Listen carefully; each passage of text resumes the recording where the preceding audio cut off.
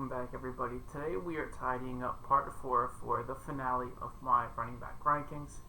We're doing 19 to 24. I feel like going any further would just be picking at the scraps left in the pile. I feel like no one really cares after you hit a certain point. People probably don't care after 12, but I feel like 24 is a nice comprehensive number. We're going to jump right in here with 19, Josh Jacobs, who I have deemed the king of the positive game script. I'll get back to that later. Last year, Josh Jacobs was the running back 8, which is really good, and I might have him ranked super low just based off last year's finish compared to where I have him now. And you might think that's disrespectful. I kind of don't care. Last year, he racked up 273 carries for 1,065 yards and 12 touchdowns, and then 33 receptions for 238 yards through the air. For Josh Jacobs, touchdown upside is the clear winner. It's what fuels most of his production. And he actually led the league with 64 attempts inside the red zone. That's super sick. A guy whose production is primarily fueled from touchdowns is getting the most opportunities in the league to score. That's what you want. Except for the fact that the Raiders, in all of their Las Vegas glory, do what they do and added Kenyon Drake, who for a lot of people is just viewed as a wide receiver type third down back, a role that Josh Jacobs never really had anyway. I agreed, but then I looked more at this, and Kenyon Drake was 4th in the league in red zone carries last year, and that was with Kyler, who took 24 away from him predominantly while he was healthy. I am unsure if Drake cannibalizes Jacobs' touches like the snake that eats its own asshole, like the never-ending Alabama backfield that exists in Las Vegas, but I think it's foolish to imagine that a team is going to support nearly 118 red zone carries, especially a team that, while they are going to score a lot, they were top 10, I believe, in scoring offense last year, they just aren't that good. While I was afraid more of Drake biting into Jacobs' already low passing work, I think the red zone touches is something to be even more concerned about. Moving back to the game script, here are Jacobs' splits in and out of wins from last year. In 7 wins, he had 21.3 full PPR points per game, 22 carries for 93 yards, and 1.4 touchdowns. In 8 losses, he had 10.8 points per game with 15 for 51.5 and a quarter of a touchdown. If the Raiders aren't winning, Josh Jacobs is a glorified David Montgomery with Matt Nagy. And we know how bad that sucks with its fat 10.15 points per game. The Raiders aren't going to go 0-17. So I'm not saying that Josh Jacobs isn't going to produce, but how often? Las Vegas has Vegas's line set at 7 wins. And I hate to be the schedule stickler at this point in the year. We haven't even started. We're through 4 preseason games. At this point, I think it's stupid to hone in on schedule and who's good and who's bad this year. But I think it's worth a look to see who they're going to be playing. And I checked. It's not good. They get Kansas City twice, Denver twice, who despite the quarterback issues have one of the most talented rosters in the league. And the Chargers. That's 6 very tough games right there, although they are winnable, some of them. They have the Ravens, the Bears, who have an outstanding defense, the Giants, who had a very well-coached defense last year, Washington, who had a great defense, the Browns, and the Colts. That's 12 matchups that seem difficult. Some are winnable for sure, but they're damn near going to be hard to win. They're tough. This doesn't bode well when your predominant amount of production comes from you winning games. When you can look at someone's schedule and say that there's maybe 10 to 13 games that their team might not win, and your production is so heavily reliant on your team winning, that's not really a good look. Away from the running, Jacobs has supposedly been in discussion for an uptick in receiving work for 2 years. So hopefully he gets more this year. I don't really know. I don't think so. Maybe Donda will drop before that happens. I couldn't be shocked. Also, the entire O-line was also cut or traded with Trent Brown and Rodney Hudson leading the way. They got Rodney Hudson. They got 3rd rounder back from, which is a great job, John Gruden, especially when you wasted a 1st round pick and a guy who no one thought was going in the 1st. That's besides the point. In summation, Josh Jacobs is a guy who provides upside when his team is winning, specifically in the red zone. And they are debatably worse this year at football, and they have another guy who is top 5 in the league in red zone carries. Great. My RB19 is nothing short of spectacular, isn't he? On to my RB20, a guy who was another pain in the ass to rank and who honestly could have been a bit higher than this, Myles Gaskin. He is not that good at football. He's a below average athlete. He wasn't super efficient last year, but he produced a shit ton. Last year in 10 games played, Gaskin was the RB27, but the RB11 in points per game. He missed 3 games, I believe, due to injury, and 2 being on the COVID reserve list, which isn't great. He had 18.3 touches per game, about 14 carries to 4 receptions, and 5 total touchdowns. That scoring number isn't really great, but given that the offense last year was led by the husk of Tua Tagovailoa and what is left of Ryan Fitzpatrick, that's not really surprising. So even though this offense wasn't great, Gaskin shone through and was honestly one of the only bright spots of this team's offense last year. Everything else was kind of a catastrophe, but he managed to produce. As I said, he wasn't anything special as an athlete, which you kind of expect for a 7th round pick. When you get that late in the draft, all the high upside athletes are usually gone, so you're just taking shots on guys you think could make the team, if that. But he did produce. He was 15th in the league in red zone carries with 34 in only 10 games. Now, I'm slightly concerned they brought in Malcolm Brown, who had 19, but that's the same exact number Salvin Ahmed had, and there's a good chance he just absorbs Ahmed's role on the goal line and is the power back that they bring in occasionally to spell Gaskin, who's going to get a workhorse role. I don't know for how many years in the future. I don't know if it's the whole season. It looks like it's the whole season, but obviously things can change. The Dolphins were supposedly targeting Javonte Williams, which is why Denver traded up to get him. So for the future, it doesn't look like Gaskin's role is safe. But for this year, I'm not so sure that he's in any type of real danger. We saw Ahmed last year, and he got the same type of carries and also wasn't that great. And Malcolm Brown's never been anything more than a career backup. Now, I'm not saying that the 7th rounder with mediocre athletic pedigree is something to write home about, but they like him. They relied on him in every game he was healthy last year, and he produced pretty well for fantasy. He was a low-end RB1. And of anybody in this grouping and the rankings, I think he has the most standalone upside to be an RB1 on a week-to-week basis. And honestly, if he takes even a small step up, as does the rest of this offense, he can be a really surprise player this year at my RB20. Moving on to quite possibly the biggest faller at the running back position year over year. It's not named Todd Gurley. We have Miles Sanders. Coming off a kind of colossal hype train last year, he didn't start off the worst actually. He missed week 1 due to an injury, and from weeks 2 to 6 he was the RB10 overall, RB15 in points per game. However, he suffered a patella strain that caused him to miss 2 games before playing from weeks 10 to 16 and missing week 17. He was the RB11 overall from weeks 10 to 16, but the RB21 in points per game. Overall, for the season, he was the RB23 or 19 in points per game. We all hoped Miles Sanders was going to be the workhorse in this offense, but that really wasn't the case. He didn't get as many carries, as many targets as you would have liked to see. He got decent work in both areas, but it just wasn't enough. He's a decent athlete, nothing too crazy, but he was a solid athlete who does have some breakaway potential. He was second in RBs with drops with 8, however, and on 52 targets, that's a nice 15.4% drop rate. So pretty much 1 out of every 6 targets, he's dropping it, which is not really that good. Working with Jalen Hurts in those last 3 weeks from 13 to 15, he was the RB15 but 22 in points per game. He just simply wasn't that great. He saw 2.67 targets in those 3 games, but 5.78 in the other 9 with Carson Wentz, so near halving of his receiving work, and those are by far the more valuable touches compared to carries. Hurts should be able to open up the offense, and I don't doubt that the departure of Doug Peterson will play a massive role in having actually decent offense and or play calling this year, but how much will it really add?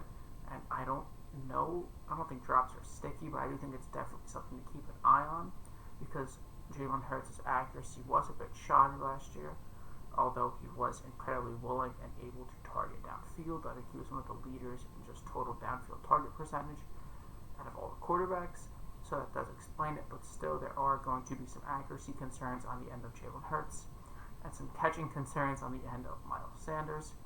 There are going to be weeks where he gives you a solid RB1 type of performance, where he has one of those 70-yard touchdown runs with 15 carries for 32 to round out the rest of his performance. But with snap counts from camp actually showing that Boston Scott is getting the majority of the targets, I'm just not confident at all as Miles Sanders as anything other than a low-end RB2. If he's my RB2, I don't even feel that great about it. honestly, I'd much rather him as a flex piece or maybe just a backup depth RB3. I think there are plenty of other better options, and I think given his drop shown with Jalen Hurts in those last 3 weeks, as well as an okay offensive line, the fact that he just isn't going to be the guy as badly as we all wanted him to be last year. I don't know about this year. I think 21 is about where he should be. I don't think anyone should have him that much higher. Is he still the same player he was last year? Yes, but the situation's changed. I think we're all kind of waking up to the fact that Sanders just isn't going to dominate touches how he would need to be an RB1 in fantasy this year. On to pick 22, the most depressing entry I've had to do so far, because with Darrell Henderson being placed here, it is yet another reminder that Cam Akers was taken away from us far too soon this year. We didn't even get a game. We didn't even get a preseason game. We didn't get camp.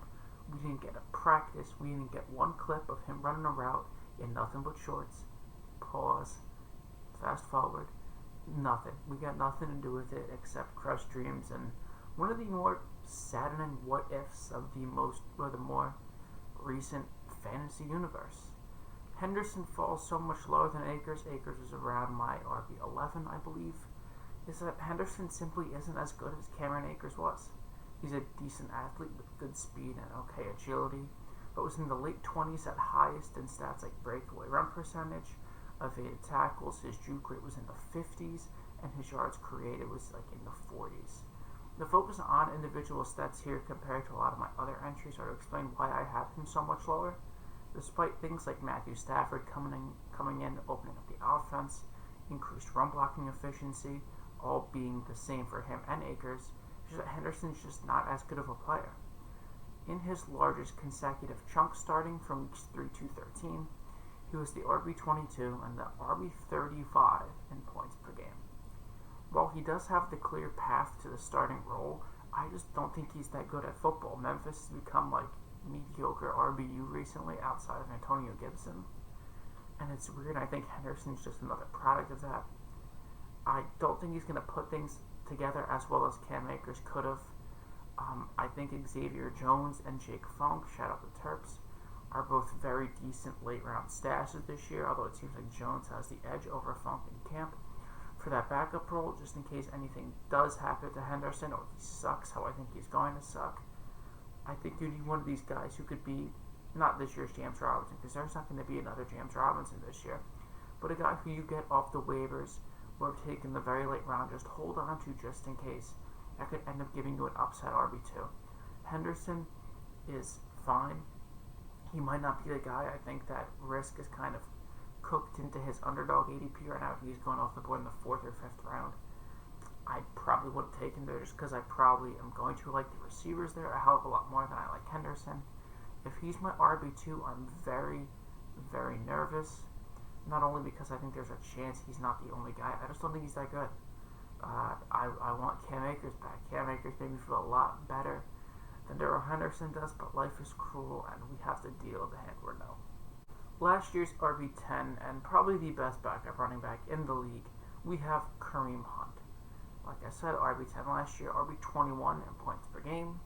In his 4-year starting last year, he was actually the RB21 with 10 RB10 overall. No, I fucked that up. RB1 and 21 in points per game. RB10 overall. Kind of worked everything, stuff like that. Whatever. I don't think he's going to have the top 5 upside that we thought he would after he showed it at Kansas City. And how he showed it last year, he was good, but he was not great. And a lot of the positioning did kind of help out with the absolute fragility of the running backs last year. That's every year, but last year more so than ever. But he does have decent mid to low RB1 potential if Chubb goes down, as well as some standalone RB2 or flex value. A lot of the positives that exist for Chubb, if not all of them, exist for Hunt. Incredible offense, great O-line. I think there were 1 or 2 in run blocking per PFF. Another year in the Kevin Stefanski system, which seems to be one of the better ones in the league. They all seem to be major positives, and he is also their passing down back and their 4th quarterback. Although I wouldn't be shocked if Nick Chubb starts to carve into those roles a little more as they began to expand his passing game work at the end of last year. I don't think Hunt is going to be the super attractive week-over-week starter, but he will give you good value as that RB3 flex number 2 type of player, And in the case of an injury for Chubb, you have a desirable piece with RB1, low-end RB1 value, that I'm sure your league mates will pay a fortune for because they don't realize that he's not great. He's good, but he's not going to be a top 5 guy. But if you could sell him like that in case of an emergency, obviously you go for it. At this point in the rankings, that type of upside is nice, although it is injury barred, as many different types of upsides are. But he is one of the, if not the best backups in the league, with an A+ situation around him, my RB23. Concluding my RB rankings overall, my RB24 is an absolute crapshoot. I put Travis Etienne here. He came out of Clemson as the 25th pick with the largest forehead I've ever seen in a rookie running back. He's reunited with Sunshine down in Florida. Very good athlete with a high-level college target share and yard per carry. Coming off a bit of a down year, but he also saw a career high in targets and target share. Looked a bit worse in the run game, but did make up for that in the passing game. The big concern here, outside of the kind of tragic offensive line, is Urban Meyer and what exactly the Jacksonville experiment's going to be, given that so far it's concluded of hiring a kind of pretty racist coach, not naming the first overall pick, your starting quarterback, not knowing what you're doing, bringing back Tim Tebow. It's been a bit of a mess. I don't really know if Urban Meyer knows what he's doing, and that worries me. I kind of realized he didn't know what he was doing when he took Travis Etienne at this point and wanted Kadarius Toney so badly that he would have taken him here. But hey, you don't need to understand things to benefit from them and make money. One of my friends just fucking sold a JPEG for 13 G's.